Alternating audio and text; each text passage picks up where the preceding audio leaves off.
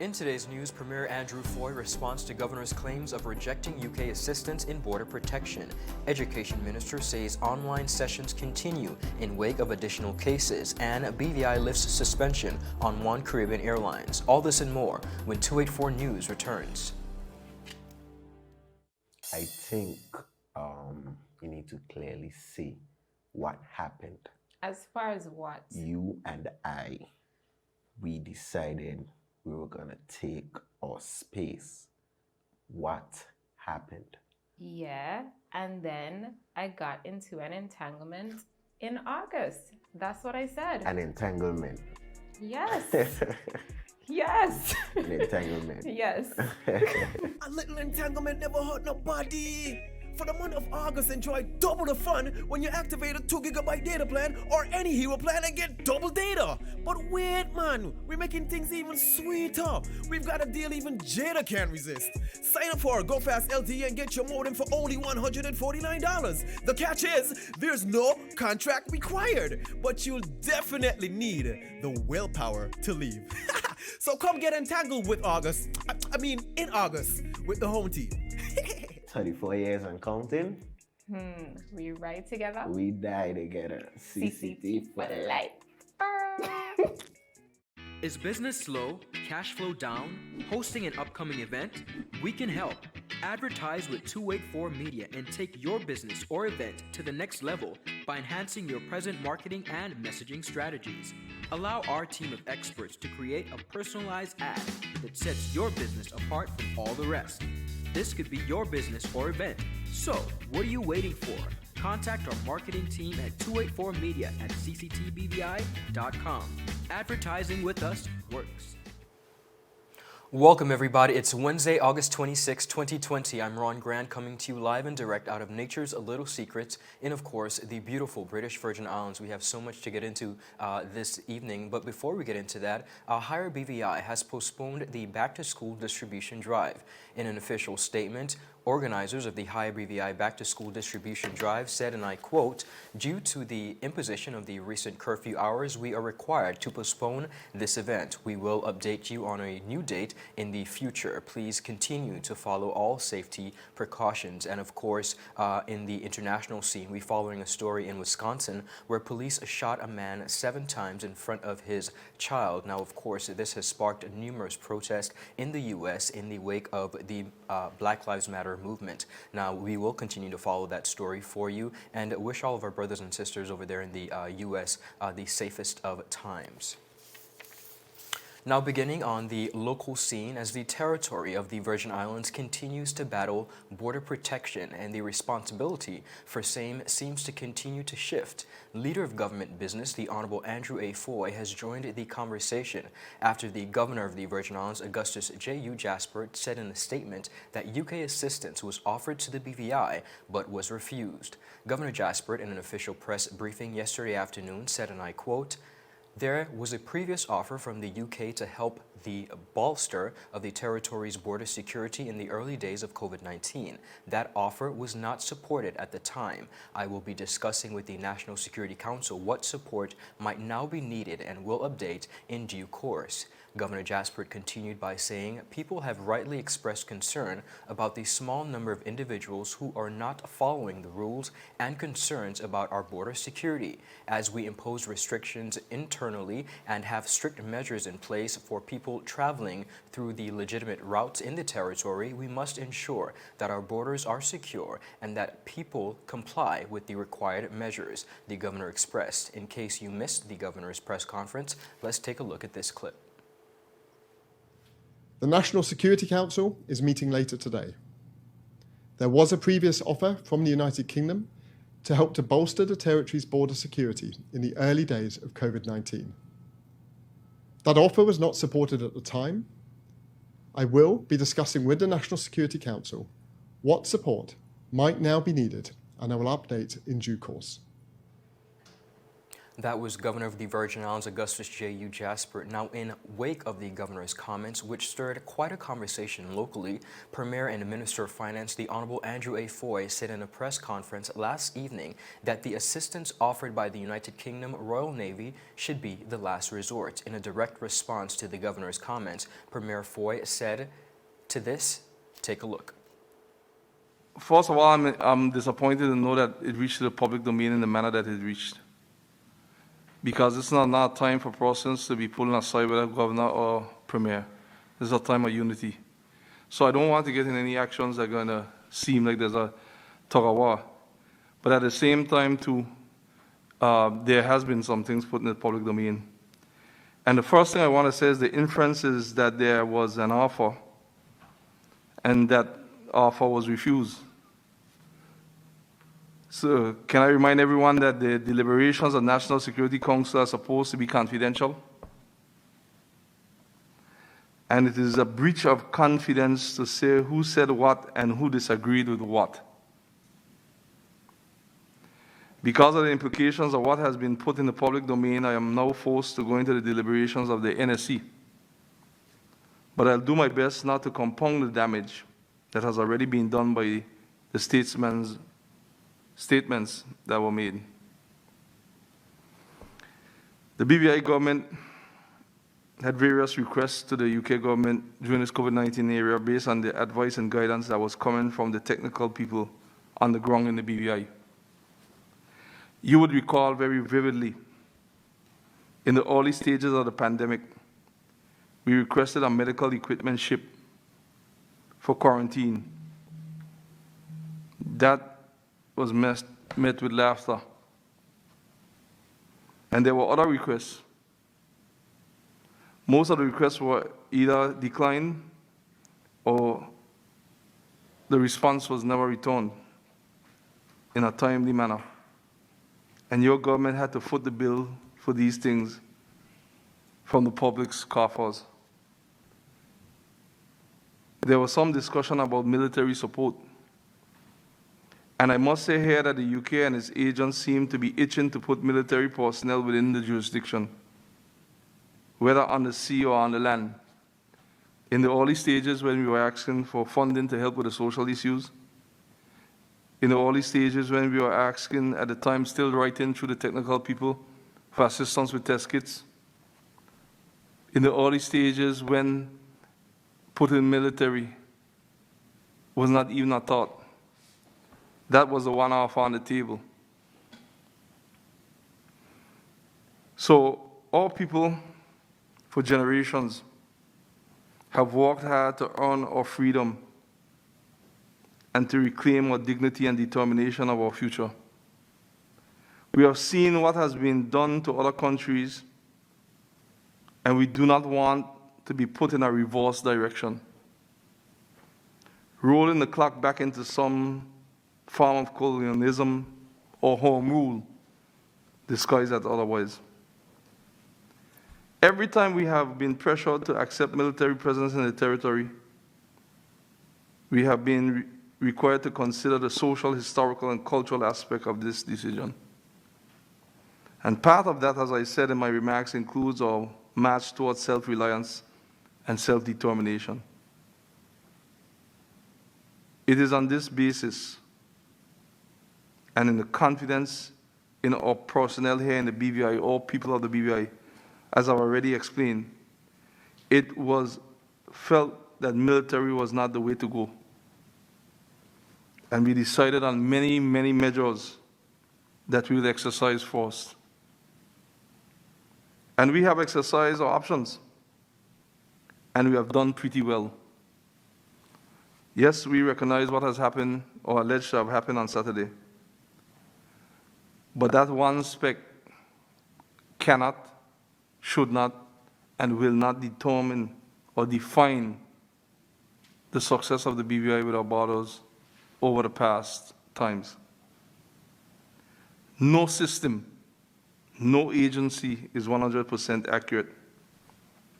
And as is bound to our core, persons have made it through gaps. We are taking measures to close those gaps, And as we reported tonight, it is already bearing fruit. We continue to strengthen our border at sea. In addition to strengthening the domestic side, we are working with the USVI to tighten both sides of the border. We are also making sure that whatever expertise in terms of guidance with a long-term plan that we can receive, that we have accepted that. It is about people trying to move between the USVI and BVI and other areas, and we are further strengthening our efforts on those borders. Sending for the Navy has to be the last option. In saving the Virgin Islands, and I will continue to be so till thy kingdom come, and the Lord's will be done in my body. So respectfully, I've answered in that vein, and I'll answer it again like that if I ask 50 times. I stand resolute on what happened, but those measures were supposed to be confidential measures, but I've only brought out some. But if I bring out all, then I know that it will create an environment that doesn't need to be here right now in the Virgin Islands. So I thank them for passing an intimidation shot to the public. But I was shot once and I survived it. And by God, I'll survive this one too. Viewers, that was Leader of Government Business and Minister of Finance, the Honorable Andrew A. Fahie. Now, in regards to the issue of border protection, Premier Fahie concluded by saying, and I quote, "I recognize that when the time comes for us to learn from others, we also have to do that, but it must be done in such a way where we are doing it so that when it is said and done, that our people and the ones leading and no one is coming to take us over." Fahie said boldly, and I quote, "Under my watch as Premier, as much as I am humanly possible, those days are over. A new day is here for the BVI, and we must move to self-determination, even during difficult times." The governor has, however, indicated in his statement that he plans to prolong the offer of the Royal Navy again, seemingly with hopes that the UK's assistance would be accepted. But from the Premier's statement, it would appear that the UK's offer is likely to be once again rejected. Now, viewers, still ahead, Education Minister says online sessions continue in wake of additional cases, and we take a look at the way forward in education, both locally and regionally. All this and more when 284 News returns after a word from our sponsors. So you're saying I can ask this cat any question? The cat is connected to the computer. You just type in the question, it will read his mind. There the answer comes.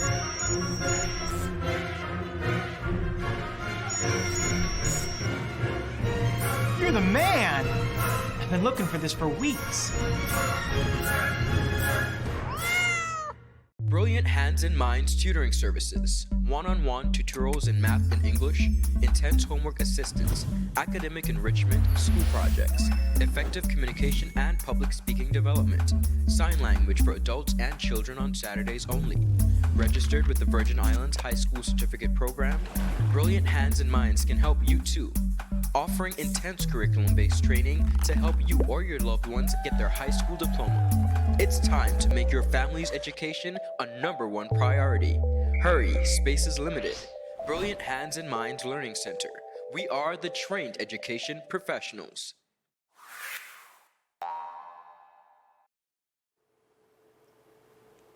Viewers, welcome back. You're watching 284 News. I'm Ron Grant. Now, continuing on the local scene, due to the recent rise in COVID-19 cases in the territory of the Virgin Islands, all students will be returning to online learning for the rest of the year. This announcement was made by Minister of Education, Dr. the Honorable Natalia Wheatley, and District 7 representative, who is also the Deputy Premier, in a press briefing held yesterday afternoon. Minister Wheatley said, and I quote, "Therefore, we will return to online learning for the rest of the the year. This includes all public schools and private schools and our primary, secondary, and tertiary learning institutions. Now, he further said that Cabinet will continue to evaluate the territory's situation in the coming weeks and months and will determine when it will be safe to return to in-class learning. Dr. Wheatley explained that due to the serious reality, he decided not to proceed with the plan to reopen school for face-to-face instructions this year. He said, and I quote, "In light of this extremely serious reality, I cannot in good conscience proceed with the plan to reopen schools to face-to-face instruction.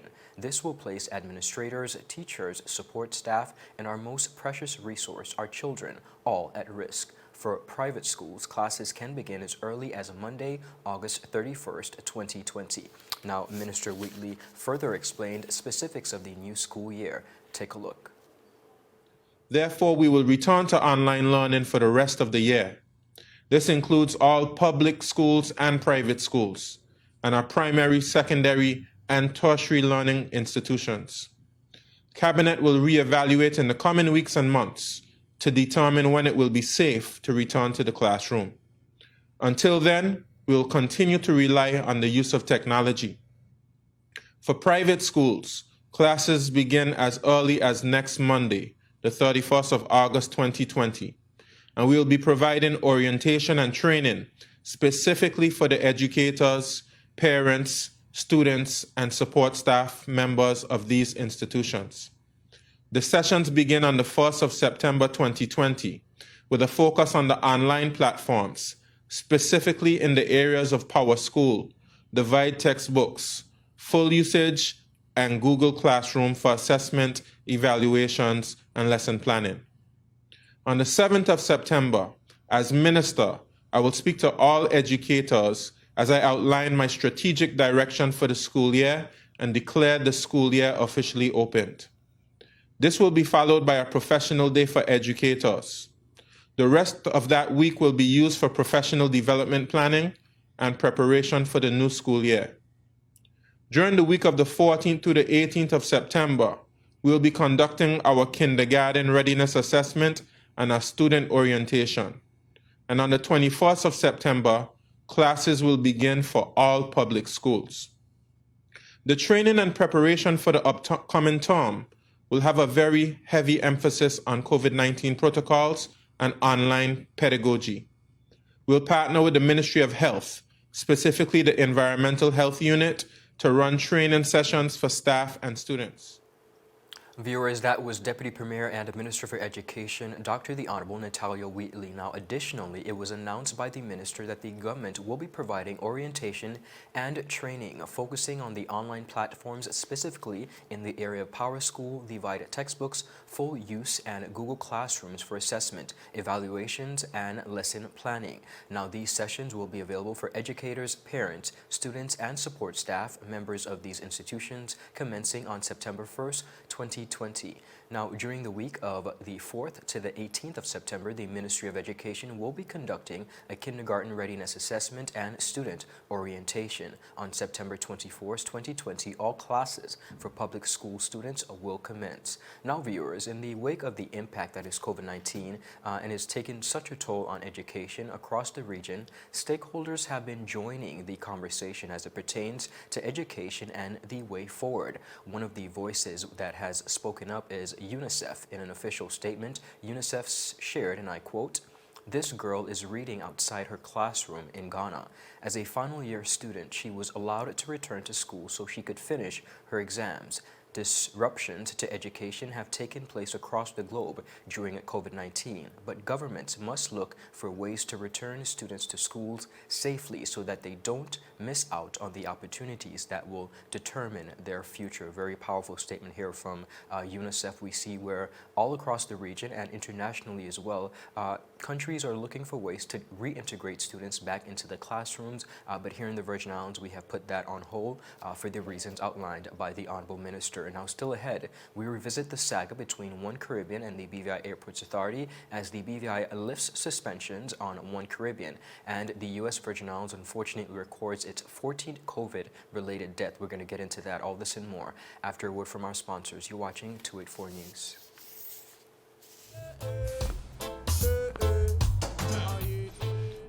Lord of Jesus, that line here long like church service.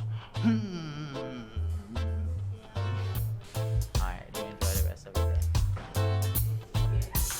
Next customer line, please. Wait, hold on a second.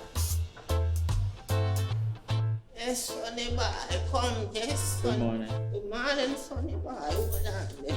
You must stop cut front of people. It's okay, I'll take care of it. What? No man to take care of me. How may I assist you?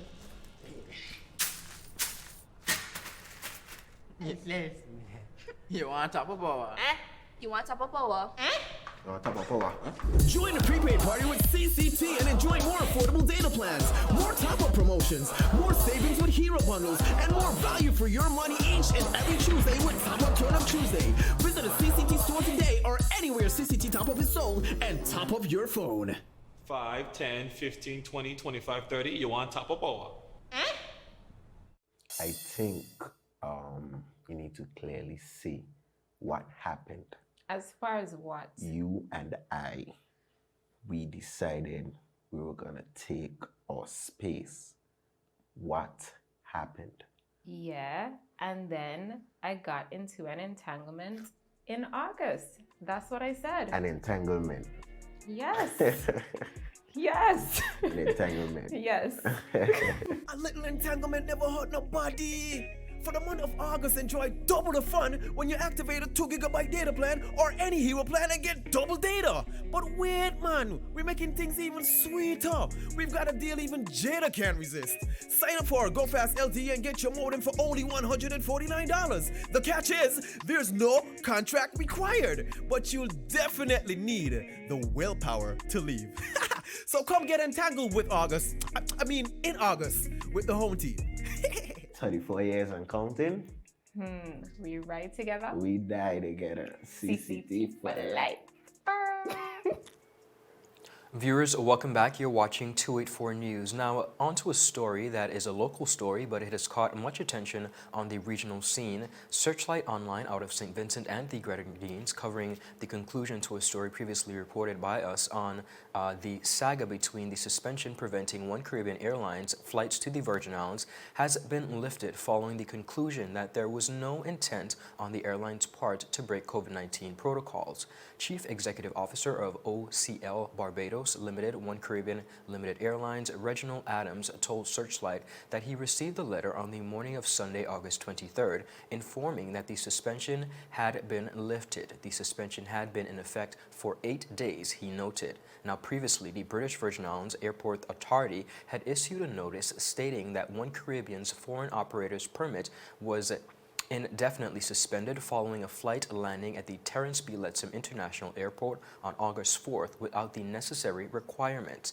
It was stated that this essentially means that the airline would not be allowed into the territory during the period of suspension. Now, the previous news sites that we covered on this story on August 22nd said that a part of the entry requirements, the government protocols outlined that there should be 24-hour notice to all passengers on board the aircraft approved to our territory. Now, in speaking to persons who are a part of the One Caribbean airline, they specified that in leaving the territory that they were a part of, clearance was not received on all of the passengers, and hence this is where the issue came about. Now, any violation of the BVI's government authority protocol will not be taken lightly, as the well-being of our residents and citizens, our internal economy, and the successful rebound of the economy post-COVID-19 is reliant on our ability to keep the BVI COVID-19 free. Now, the managing director of the BVI Airports Authority, Clive Smith,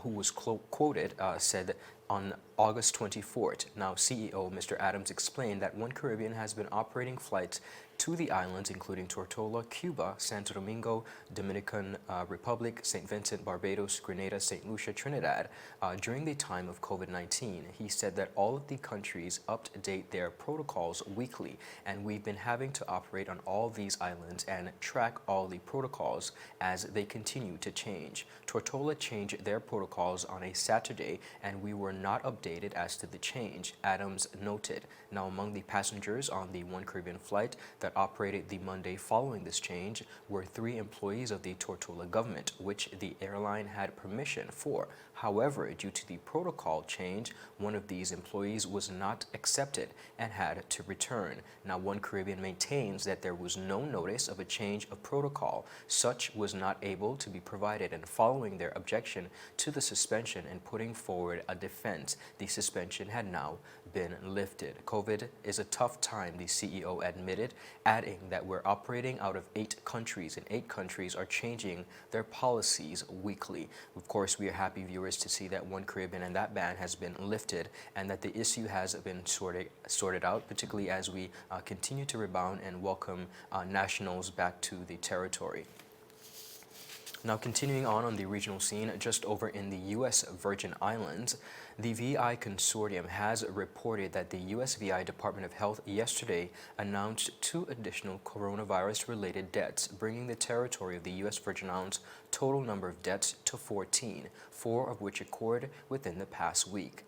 After further investigations, cause of death, and ensuring notification of the next of kin, the Virgin Islands Department of Health is saddened to confirm that the territory's 13th and 14th deaths related to COVID-19. Department of Health said in a release on Tuesday night, the deceased are a 95-year-old female and a 72-year-old male of St. Thomas. Now, in news coming out of the USVI, they also learned that the Queen Louise Home for the Aged had lost 4 residents to COVID-19.